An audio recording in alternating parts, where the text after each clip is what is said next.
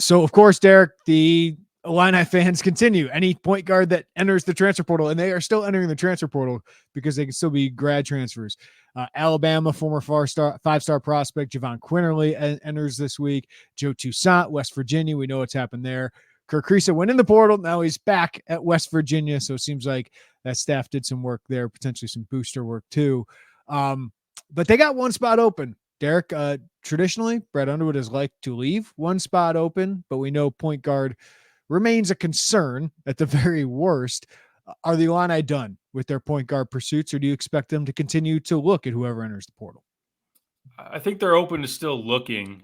I know everybody wants an answer of they will for sure 100% add a point guard, or those will say we're completely done adding. Let's just rock with this roster. There's some nuance there, some middle ground of the situation matters, the fit matters, and the NIL matters. That's another thing that as you looked at Kirk Kriisa's situation, a guy that got a really nice payday to go to West Virginia in the first place, and then once he goes back into the portal, the word was, well, to get him, he wants even more than what he had at West Virginia, which if you want an example, it sounded like he was getting about $600,000 to go to West Virginia NIL wise.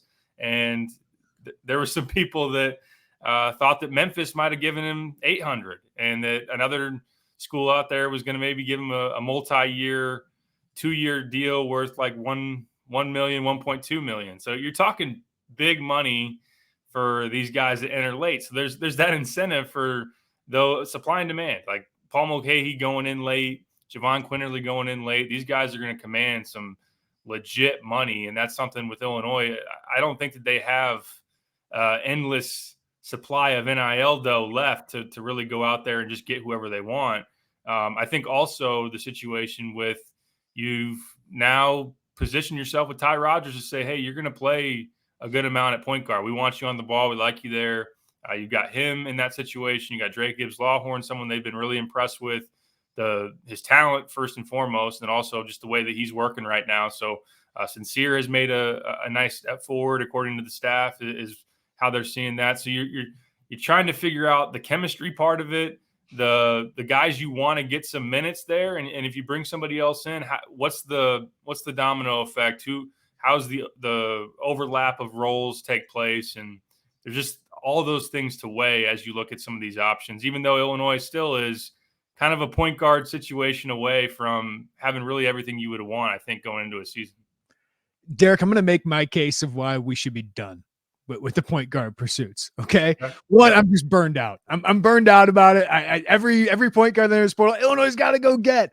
I don't think that's the case anymore. Listen, if there is a no doubt guy like Ray J. Dennis was, I'm taking him. I'm going after him. I am risking potentially upsetting some other guys on the roster because I do think you're a point guard of that caliber away from competing for a Big Ten championship and making a run in the NCAA tournament. Guys like Joe Toussaint, guys like Quinterly, they could be upgrades, but they're not definitive upgrades. And I know people, you're just building a roster for 1 year. I don't believe in that. I still don't believe that. Like, I still think you have to build something for the long term. And the other part is I just believe in Ty Rodgers, the dude. Like, that is a guy I want playing 20 plus minutes a game.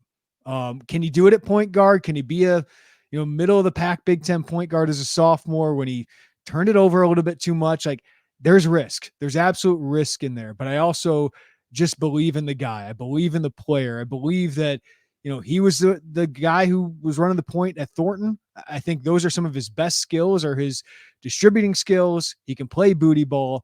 Of course, he can't shoot, and he needs to shoot better free throws. He needs to finish better around the rim. It was about 59% at the rim last year. But I just think he's the kind of guy that we saw last year. He fought through adversity. He got better as the year went on. I wanted him to play a lot as the year went on. And I think with a full off season, I think he can be a solid player at that position. You need everybody else to shoot better. But Derek, I also think, like, do you want to play Joe Toussaint 10 minutes over Sincere Harris or 10 minutes over Dre Gibbs-Lawhorn when those guys, if you let them have growing pains around a roster that's otherwise really good, that could pay off real well in the long term? Like, I still think you want to give minutes to Ty Rodgers and Sincere Harris and Dre Gibbs-Lawhorn. And if Nico Moretti ends up showing something, I'd rather just kind of side with that than adding Joe Toussaint or somebody of that caliber who just kind of upset everything. Like, these guys are practicing together now. Like, I feel like, hey, take those guys to Europe for 10 practices and in several games, see what you got. Like, it's not the best situation. I get it, but you missed on Ray J. Dennis. You put all the eggs in that basket, and now I just kind of roll with what I got, unless another Ray J. Dennis. Like, I just don't know if the Quinterleys or Toussaints of the world are changing much for me.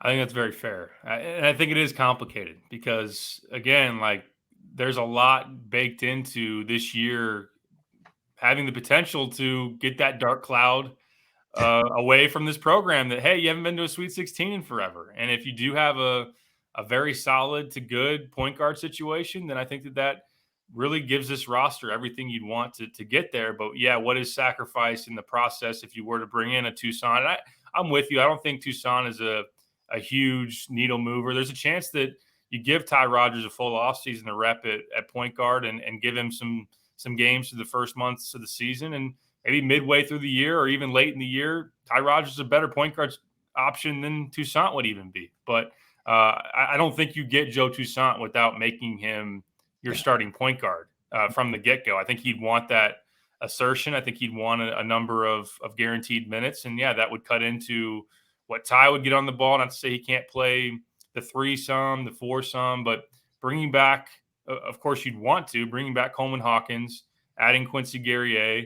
You've got 3 guys in that front court, and Guerrier, Coleman, and Dane for 2 spots essentially that are all supposed to play pretty big minutes. So there's less opportunity for Ty to play there. And yes, it also affects Dre Gibbs-Lawhorn, Sincere Harris.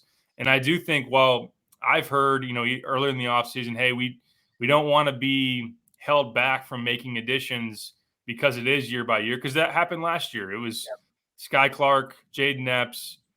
Can we get Courtney Ramey? Should we? And ultimately they said, no, we don't want to upset those guys. We want them for the long term. It's a fair Both point. those guys left anyway, and you didn't get Courtney Ramey, and you regretted it there in the fall.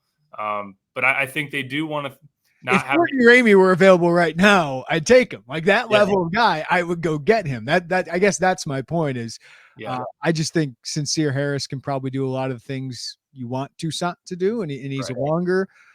Mulcahy I get, but I feel like Ty Rodgers can eventually be Mulcahy-like. He needs to shoot better, of course, but like that I would get if you went and got Paul Mulcahy or somebody like that. But some of these other names we brought up, I just wouldn't be on paper. It looked great, Derek, in case of an injury or all of this, but I still do think, like, we've seen it. Like, I think it matters of your chemistry of, getting these guys to buy in and showing a little bit of loyalty to them. I know that might have hurt Brad Underwood last year, but I think the decision I think last year was the decision to go all in on Sky Clark, basically. That really hurt that position. Yeah, 100%. And I would definitely take Paul Mulcahy. I would risk not playing Sincere enough or Justin Harmon coming in if he doesn't get the type of minutes he'd want to slot in Mulcahy as your starting point guard and let Ty be your backup option in that kind of a sense. But there would be risk that, hey, now we got to play Ty more at the 3 and Luke Goody doesn't play enough. And so there's some of those tough decisions. But I think Mulcahy's good enough that I would say let's roll with it. I'd really like a point guard rotation. And Mulcahy is my first option, Ty is my second option. And then beyond that, maybe it's Dre Gibbs-Lawhorn, maybe it's Sincere. Maybe if Moretti is ready for that, then he could be in that situation.